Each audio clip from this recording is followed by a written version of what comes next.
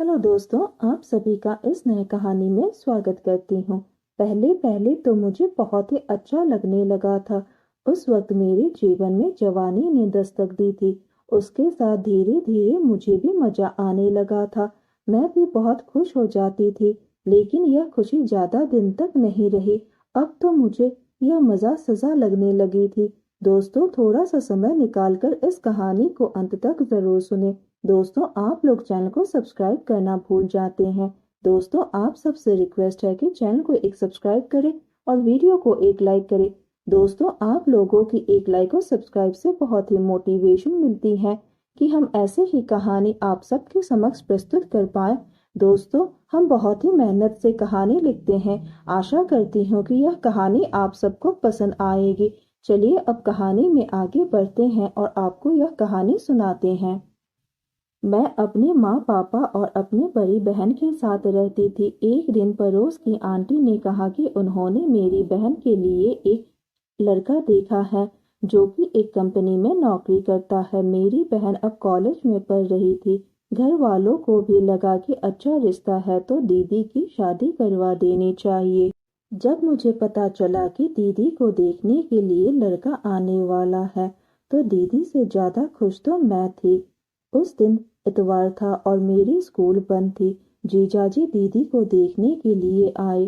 जीजाजी देखने में बहुत ही हैंडसम थे। मुझे तो जीजाजी बहुत ही पसंद आए। घर में भी सभी को जीजाजी बहुत ही पसंद आए। जीजाजी के घर में जीजाजी के अलावा और कोई नहीं था। उनके पापा तो बचपन में ही गुजर गए और उनकी माँ को गुजरे हुए अब 2 साल हो गए हैं। रिश्तेदार भी कहने लगे कि अब तुम शादी कर लो, अकेले जीवन बिताना बहुत ही मुश्किल होता है। मैंने जीजाजी के साथ बहुत सारी बातें की। उन्होंने मुझसे मेरा नाम पूछा तो मैंने कहा मेरा नाम नीतू है और पूछा कि तुम कौन से क्लास में पढ़ रही हो तो मैंने कहा कि मैं अब 10वीं में हूँ और 3 महीनों के बाद ही मेरी एग्ज़ाम है। जीजाजी मुझे बहुत ही अच्छे लगे। थोड़े दिनों बाद दीदी की शादी हो गई और वह दुल्हन बनकर जीजाजी के साथ उनके घर चली गई। दीदी के साथ हम फोन पर ही बात कर लेते हैं। बीच बीच में दीदी और जीजाजी घर पर आते रहते हैं। अब मेरी 10वीं की परीक्षा आरंभ हो गई।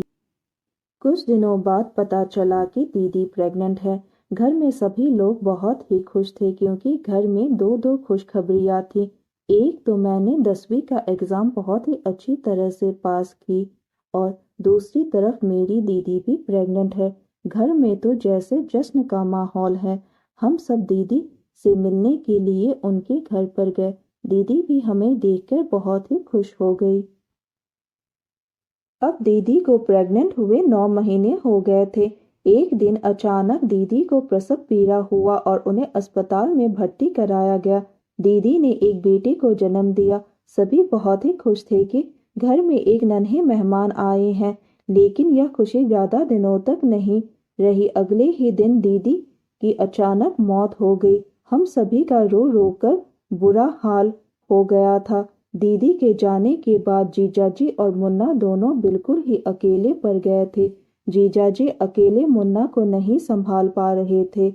मेरे घर वालों ने कहा कि तुम थोड़े दिनों के लिए जीजाजी के घर में ही रहो और मुन्ना को संभालो। मुझे भी लगा कि आखिरकार वह मेरी दीदी का ही बेटा है।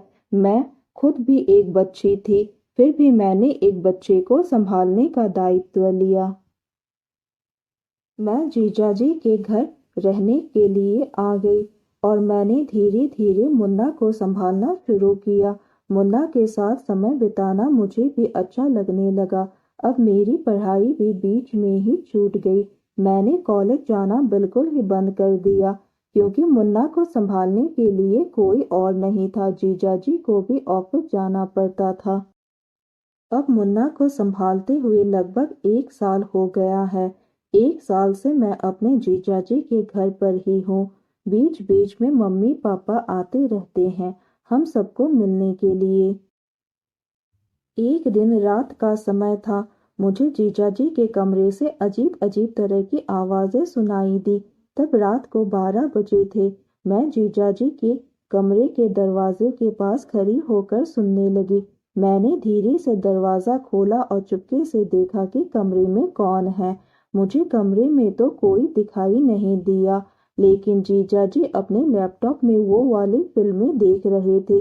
जीजाजी को कुछ भी पता नहीं चला कि मैं उनके पीछे खड़ा होकर सब कुछ देख रही थी। जीजाजी बस अपने अंडरगारमेंट्स पहने हुए थे। मैं धीरे से उल्टे पैर उनके कमरे से निकल आई। मैं भी वह सब देखकर थोड़ा उत्तेजित हो गई थी। मैं भी जवान थी, मैं भी चाहती थी कि कोई मुझे प्यार करे। उस वक्त मैं सिर्फ 17 साल की थी और मेरी जीवन में जवानी ने दस्तक दी थी। मुझे बिल्कुल भी बुरा नहीं लगा था जब जीजाजी वो वाली फिल्में देख रहे थे। अब धीरे धीरे मुझे जीजाजी पसंद आने लगे। मैंने महसूस किया कि जीजाजी मेरे साथ थोड़ा ज्यादा ही घुल मिल रहे हैं। एक दिन जीजाजी ने कहा कि नीतू, तुम्हारी दीदी मेरा बहुत ही अच्छी तरह से ख्याल रखती थी। मैं जीजाजी की बात को समझ नहीं पा रही थी। मैंने कहा, जीजाजी मैं तो सब कुछ अच्छे से कर रही हूँ, मुन्ना का भी देखभाल कर रही हूँ। तब जीजाजी ने कहा, पगली मैं कुछ और ही कह रहा हूँ। मैंने कहा, क्या बात है जीजाजी, आप जरा खुलकर बताएंगे। तब जीजाजी ने कहा कि तुम्हारी दीदी रात को मेरा अच्छी तरह से ख्याल रखती थी। अब मैं चाहता हूँ कि तुम भी अपने दीदी की तरह रात को मेरा ख्याल रखो। अब मैं धीरे धीरे जीजाजी की बात को समझ रही थी कि वह क्या कहना चाहते हैं। मैं हल्के से मुस्कुराते हुए वहां से चली आई। उसी वक्त जीजाजी ने पीछे से मुझे कस के पकड़ लिया और मेरे गले को चूमने लगा। मैं भी जवान थी, मेरे तो रोम रोम खुशी से झूम उठा। मैं अपने आप को संभाल नहीं पा रही थी और जीजाजी की बाहों में अपने आप को सौंप दिया। मैं जवानी की जोश में अपना होश खो बैठी थी। उस वक्त मुझे कुछ भी गलत नहीं लग रहा था। अब मैं दीदी की तरह जीजाजी को खुश करने में लग गई और यह सब करते हुए मैं भी बहुत खुश हो रही थी। ऐसा लग रहा था कि मैं एक अलग ही दुनिया में जी रही हूँ। हर रात मैं और जीजाजी एक दूसरे को खुश करते गए और मुझे यह सब करते हुए बहुत ही मजा आने लगा था। मुझे ऐसा लगने लगा था कि मैं जवानी की जिस सुख को पाना चाहती थी वह सुख मुझे मेरे जीजाजी में ही मिलने लगी। मैं बहुत ही खुश रहने लगी थी।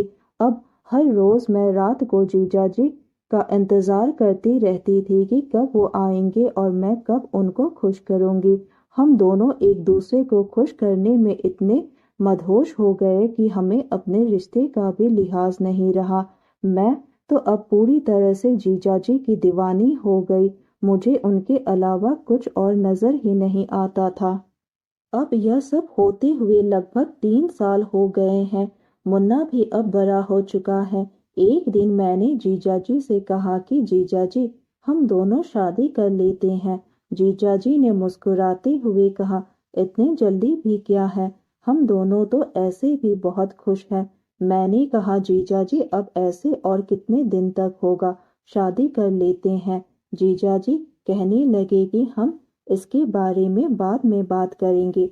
जब भी मैं जीजाजी को शादी के बारे में कहती हूँ तो वह इस बात को टाल देते थे। धीरे धीरे मुझे ऐसा लगने लगा कि जीजाजी मुझसे शादी नहीं करना चाहते हैं, वह तो सिर्फ मेरे साथ एंजॉय कर रहे थे।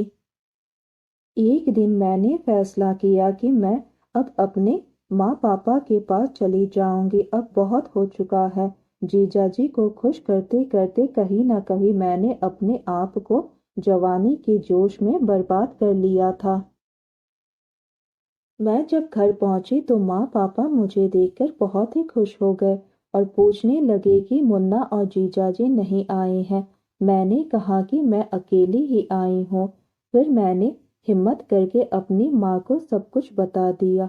मेरी माँ यह सब सुनकर हैरान रह गई।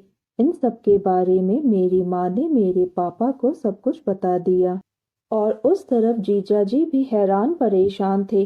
वह मुन्ना को अकेले नहीं संभाल पा रहे थे और वह भी हमारे घर पर आ गए। वह अपनी करतूत पर बहुत ही शर्मिंदगी महसूस कर रहे थे। मेरे माँ पापा ने कहा कि हमने बहुत ही भरोसे के साथ अपनी बेटी नीतू को तुम्हारे घर में मुन्ना की देखभाल करने के लिए भेजा था और तुमने अपनी ही साली के साथ, तुम्हें पता था ना वो तुमसे उम्र में कितनी छोटी है। जीजाजी ने माँ पापा से माफी मांगी और कहने लगे कि वह मुझसे शादी करेंगे। मम्मी पापा ने कहा कि इस बारे में हमें सोचना पड़ेगा। जीजाजी ने मेरे माँ पापा के हाथ पे जोड़ते हुए कहने लगे कि आप मेरी गलती की सजा मेरे मुन्ना को मत दीजिए। मुन्ना अब नीतू के बगैर नहीं रह पाता है। नीतू के जाने के बाद से वह रोए जा रहा है। मुन्ना नीतू को ही अपना माँ मानता है। मैं मानता हूँ कि मैंने बहुत बड़ी गलती की है। मैं बस अब अपनी इस गलती को सुधारना चाहता हूँ और नीतू को अपनी पत्नी बनाकर अपने साथ रखना चाहता हूँ। मैंने जीजाजी के सामने एक प्रस्ताव रखा कि मैं पहले अपनी पढ़ाई पूरी करूंगी और उसके बाद आपके साथ शादी करने के बारे में सोचूंगी। तब तक मुन्ना हमारे यहाँ माँ पापा के साथ ही रहेगा। जीजाजी ने कहा कि मुझे तुम्हारा शर्त मंजूर है। तुम अपनी पढ़ाई अच्छी तरह से करो। तुम्हारी पढ़ाई खत्म होने के बाद हम शादी कर लेंगे। मैंने अपनी पढ़ाई पूरी कर ली और अब मुन्ना भी 7 साल का हो चुका है और मैंने फैसला किया कि मैं मुन्ना के लिए जीजाजी के साथ शादी करूंगी। अगर मैंने जीजाजी के साथ शादी नहीं किया तो जीजाजी किसी और लड़की के साथ शादी करेंगे और तब मुन्ना की जिंदगी बर्बाद हो जाएगी। मैंने यह फैसला सिर्फ मुन्ना के बारे में ही सोचकर लिया है। मैंने जीजाजी के साथ शादी कर ली। मुन्ना जिस स्कूल में पढ़ता है मुझे उसी स्कूल में टीचर की नौकरी मिल गई। अब हम तीनों हंसी खुशी से अपनी जिंदगी में रहने लगे। कभी कभी हम जिंदगी में जवानी के जोश में कुछ ऐसा कर जाते हैं जिसे अगर समय रहते सुधारा नहीं जाए तो बाद में पछताना पड़ता है। इसलिए हमें हर एक कदम सोच समझकर उठाना चाहिए। दोस्तों, यह कहानी सुनने के बाद आप सबकी क्या राय है हमें कमेंट करके ज़रूर बताइए और साथ ही इस वीडियो को एक लाइक करें और चैनल को एक सब्सक्राइब करें और नोटिफिकेशन बेल को भी ज़रूर दबाएं ताकि अगली अपडेट सबसे पहले आपको मिले। दोस्तों, आपके एक लाइक और सब्सक्राइब से बहुत ही मोटिवेशन मिलती है कि हम ऐसे ही कहानियाँ आप सबके समक्ष प्रस्तुत कर पाएँ। आप सब ने अपना कीमती समय निकालकर इस वीडियो को सुना, इसके लिए आप सभी को धन्यवाद करती हूँ। धन्यवाद दोस्तों।